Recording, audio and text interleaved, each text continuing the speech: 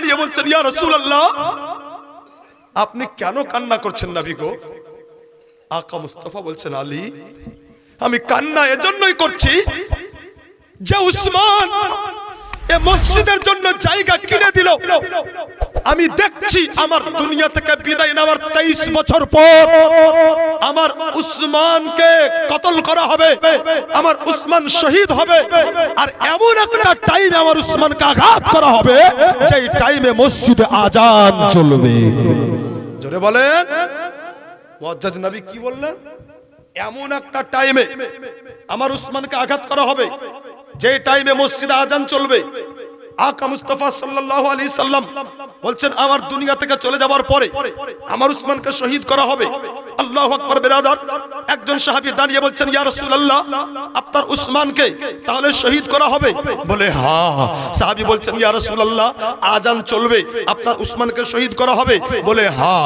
সাহাবী বলছেন ইয়া রাসূলুল্লাহ যখন মুয়াজ্জিন আজান দেয় আশহাদু আল্লা ইলাহা ইল্লাল্লাহ দুইবার বলে, আশহাদু আন্না মুহাম্মাদুর রাসূলুল্লাহ দুইবার বলে, মুয়াজ্জিন আজানে দুইবার হাইয়া আলাস সালাহ বলে, মুয়াজ্জিন আজানে দুইবার হাইয়া আলাল ফালাহ বলে।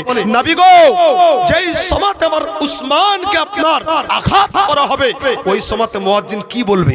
আশহাদু আল্লা ইলাহা ইল্লাল্লাহ বলবে, নাকি আশহাদু আন্না মুহাম্মাদুর রাসূলুল্লাহ বলবে, নাকি হাইয়া আলাস সালাহ বলবে, নাকি হাইয়া আলাল ফালাহ বলবে? আকা মুস্তাফা বলেছিলেন শোনো আমি রাসূলুল্লাহ আজ মসজিদে দাঁড়িয়ে দাঁড়িয়ে আমি ও কথাও বলে দিতে পারি কি কখন আমার উসমানকে আঘাত করা। মুসলমান আজ জিম্মেদারি নিয়ে আপনাদের স্টেজে দাঁড়িয়ে আমিও আপনাদের শুনিয়ে দিতে পারি কি নবী পাক বলেছিলেন কখন উসমানকে আঘাত করা হবে। শুনবেন বাবু, শুনবেন আপনারা? মাশাআল্লাহ শুনবেন। কে কে শুনবেন হাত উঠে বলুন ইয়া রাসূল। ওগো ইমাম হলেন রবানা ছেড়ে নবীর সোনার মদিনা, ছেড়ে নবীর সোনার মদিনা, আর সারা জগতে শাহাদাতে ইমামের নাই তুলনা। ইমাম হোসেন হলেন রওয়ানা, ইমাম হলেন রওয়ানা ছেড়ে নবীর সোনার মদিনা, ছেড়ে নবীর সোনার মদিনা। কি হুসাইন পাক মাজারে কান্দে রওজার জালি ধরে, কি হুসাইন পাক মাজারে কান্দে রওজার জালি ধরে, আর নাও গো সালাম ও নানা জান আর তো ফিরে আসবো না। সুবহানাল্লাহ সুবহানাল্লাহ। নারায়ে তাকবীর, নারায়ে রিসালাত। মাওলানা হারুন রশিদ রেজভী সাহেব। নওজন ভাই আমার মাশাআল্লাহ 200 টাকা দিয়েছে, আবার কিছু দিবেন মনে হয় 200। আচ্ছা শাশুড়ির নামে শ্বশুরের নামে দিবেন না? তো শ্বশুর বেঁচে থাকলে দিতে হবে না, কে বলেছে? বেঁচে থাকলে দেওয়া যায়। হ্যাঁ শাশুড়ির নামে 200 দিলেন, শ্বশুরের নামে 200 দিন।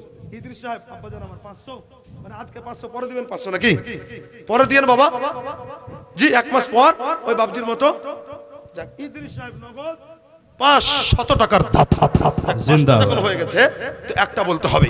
মুআজ্জাজ মুহতারাম হযরত উসমান রাদিয়াল্লাহু তাআলা আনহু উনি বলতে আছেন ইহুদি যদি তোর জমি বিক্রি করিস আমি উসমান তোর জমির দাম 33,000 সোনার টাকা দেব।